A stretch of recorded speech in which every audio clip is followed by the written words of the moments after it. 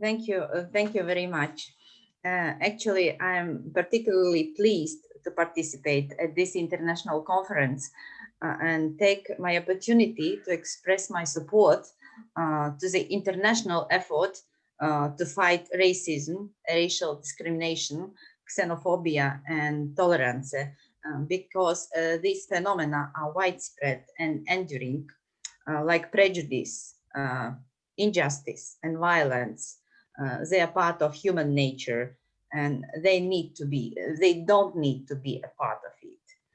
And of course, every culture faces a challenge of fighting aggressive, antisocial, exploitative tendencies among its members and channeling them into socially acceptable forms, like we are trying to do in Latvia. And so often it is done by forbidding aggression and oppression towards in-group members, but allowing and even encouraging it towards non-members of the group. And just the small insights into our small country, 1.7 million people, isolated from the whole world during a long period of Soviet rule, and the whole generation grow up without any religious affiliation. And in 1991, we regained our religious freedom and religious life and revival of religious life. And people practice religious values a lot. But today, back today, we can read the latest findings. In previous plenary, we could hear that Greece are quite religious country, and now we can read the research that Latvia from 1991 we are defined among the least religious countries in the world. You see, and of course, diversity is a part of our society as well. And we are learning how to live within the diversity, within this local diversity. And of course, migration and globalization processes influence the environment of Latvia as well, like everywhere else. And it requires a dialogue, it requires intercultural education. We are not so diverse as the rest of Europe, but still we need to learn how to live with this diversity in the world and in the local environment. And how we see in the landscape of Central and Eastern Europe, here Latvia is. You see, we are quite diverse and quite mixed. You see Orthodox, Catholic, unaffiliated, and others. So we're a quite mixed country on the phone, in the background in Central Eastern Europe.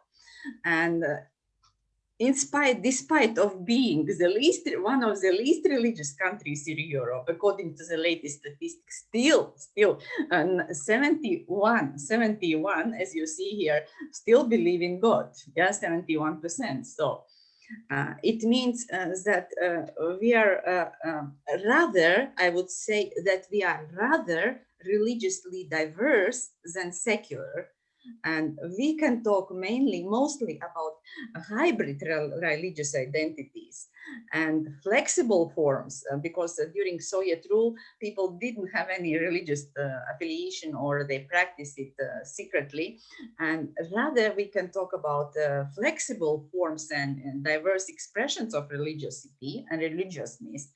And we rather talk about translocational positionality, or individual is at the interplay of many religious positions and locations, as we see.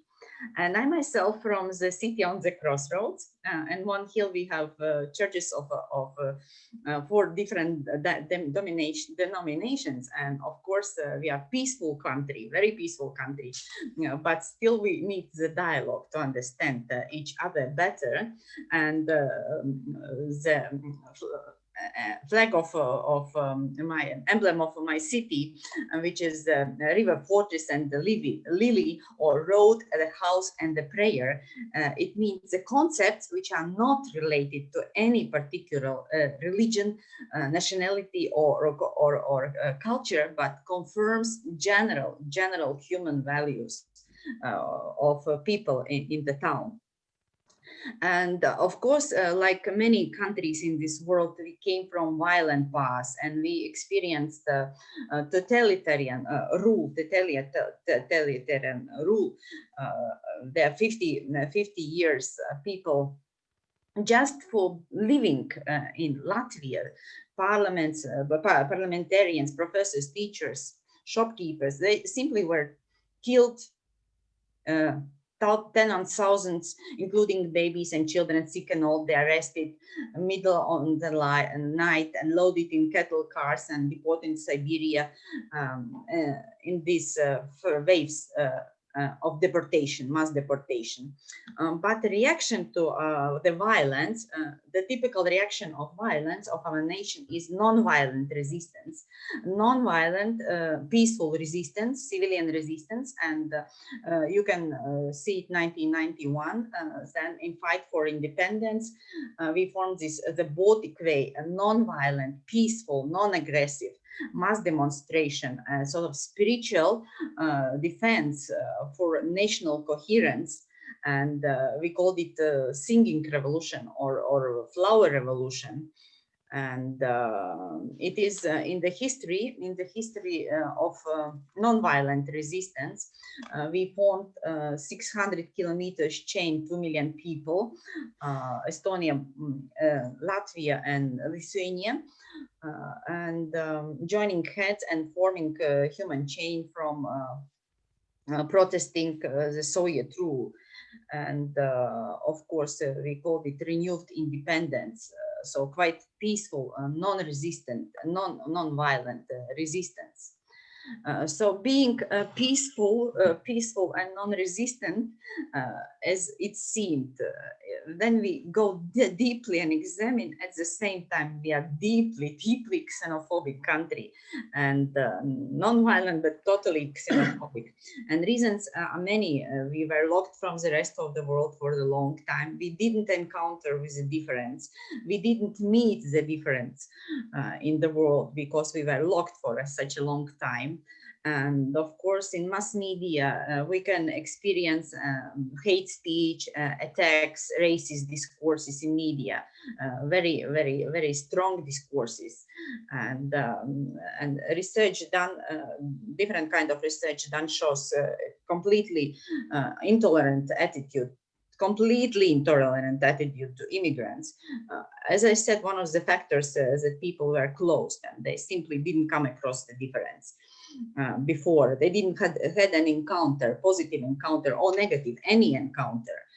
So an increasing hatred to Asians, Africans, Roma, and simply immigrants. And now we had a huge discourse how to return our returnees who are coming from Britain because of Brexit and from many other countries due to COVID. And it turned out in the research that people, local people, are even intolerant towards native inhabitants who have to return from Britain due to Brexit or many other countries. And of course, statistics is terrible because we are not prepared to offer the job so any ethnic groups. And I must say that really racism and xenophobia are really convincing represented phenomena in Latvia. And that's why we as educators has a lot to do, and we have huge work to be done. And of course, as I said, hate speech, ridicule, verbal, physical, and unreasonable limitation of rights. This is what we evidence in the country.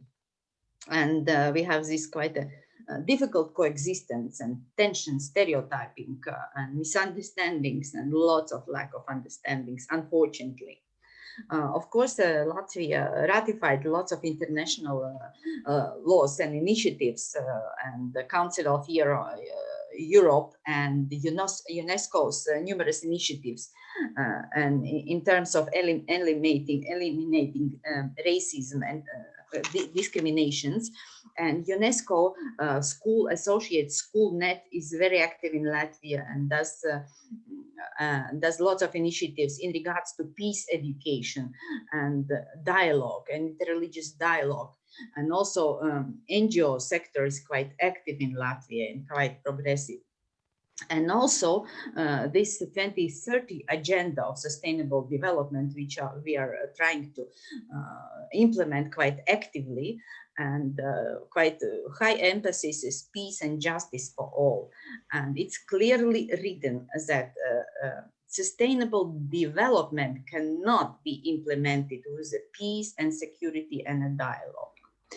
And it's clearly, and there is a vision to build these peaceful, inclusive, and just societies where people have equal access to justice and respect for rights, and of course intercultural understanding, mutual respect, and a shared responsibility. And of course, since I'm working and active in teacher training and designing new programs for teachers, Sustainable Development Goal 4 and Sub Goal 47 tells, places the emphasis on this intercultural education, intercultural dialogue, and culture of peace and non-violence. And of course, the Vision 2030 is the equal society and human rights-based education and non-violence, global citizenship as integrated in teacher training and school education. This is what we are doing. And of course, all these recommendation of Council and Europe, we are actively integrating in designing new curriculum for schools and universities, where dialogue as in the center, and dialogue as an opportunity to learn about diverse perspectives, class, gender, race, which are socially constructed. And we need to remember that we are belonging to one human family, and we need to change our mindsets and train teachers how to do their best, do their best. Right now we are trying to design completely new competency-based curriculum, and my ideas resonate with the previous keynote speaker, because the whole country in September 1st starting curriculum from zero, totally new zero competency-based education. And I particularly engaged in designing, in implementing programs, training programs for preschool teachers. And so we integrated this dimension and these programs not only in one university, these are for all universities in the country to educate literate teachers and contribute to interreligious peace building.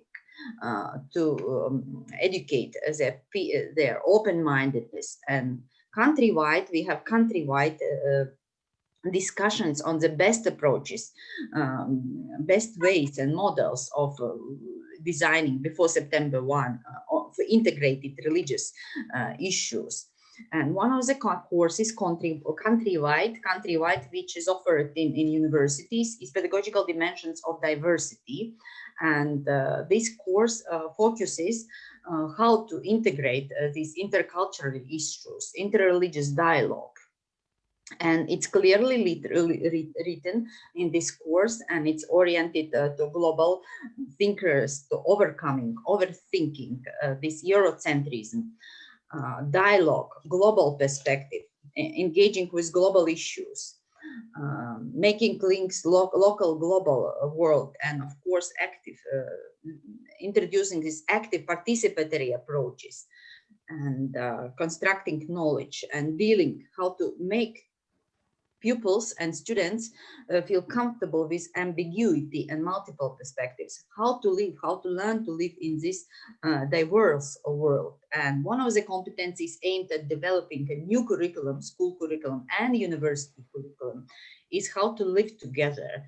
And of course, there are lots of contributing factors now with migration processes and globalization, more encounters with different cultures and religions, more programs, Erasmus, North Plus, and Kid Plus program.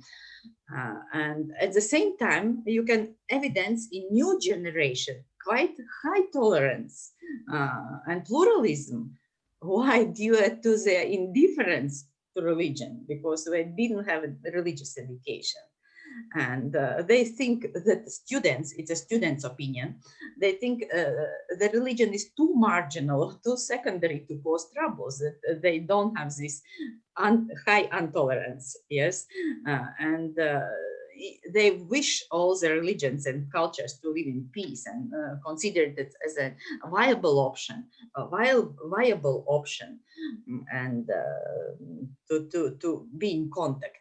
And of course, there are lots of hindering factors of developing this living together competency, xenophobic attitudes in the society and media, and of course less of the contacts and stereotypes gained from media. Of course, these are the factors which are hindering. And also we have this new social and citizenship model, which clearly focuses on intercultural competency and providing people's space for dialogue, and talking about the approaches how we teach about this diversity. There are experiential, practice-oriented approaches, encouragement to meet these diverse cultures, because which is possible in this global and global culture and migration culture. And in order to find these common meeting points and differences, of course, and of course, as I said, it's practice-oriented approaches which is integrated in new curriculum. It means a lot of dialogue. It's a lot of dialogue where we learn about each other traditions, and we came to the agreement that no one knows everything about anything, but humanity is required for everyone, religions, ideologies, cultures, to be able to learn from each other at peaceful times and in times of crisis. And storytelling is integrated, since its new curriculum is mostly dialogue and practice-oriented approaches. So dialogue is used as a tool for making better sense of and better understanding of by interpreting, assessing situation, and listening to the stories, reconnecting with the past, and reformulating wisdom, values, beliefs. And of course, now in our digital age, also we talk about this digital the storytelling, which is quite a viable rationale for peace education and interreligious dialogue, as introduced in university and school curriculum. And of course, it offers more integrated pedagogy and provides more potential for critical thinking and engaging with the difference. And of course, as I said, I'm engaged in teacher training and designing of new competency-based model, competency-based approach in education.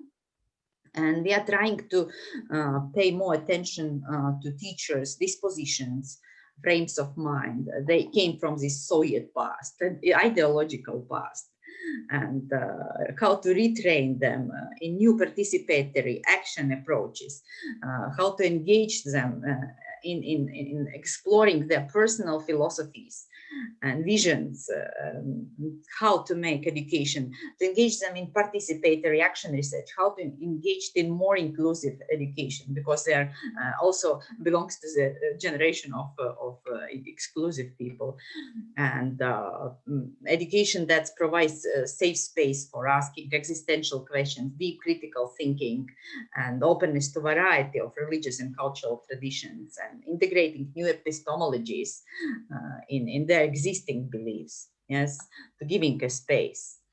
And of course, Latvia has a long way to go to inclusive society, and it requires huge efforts for teacher training institutions to encourage this ontological shift, and first of all to see that we are not isolated.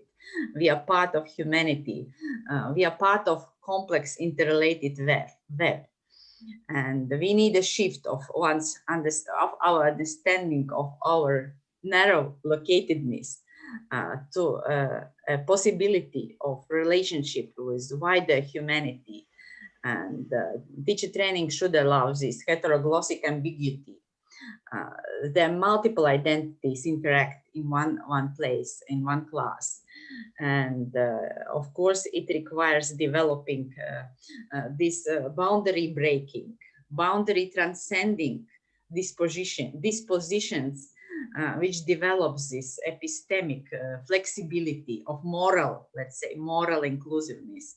We ourselves educators, we need to educate educators to be morally inclusive and explore and deep one personal identity and question everything what becomes boundary setting experience.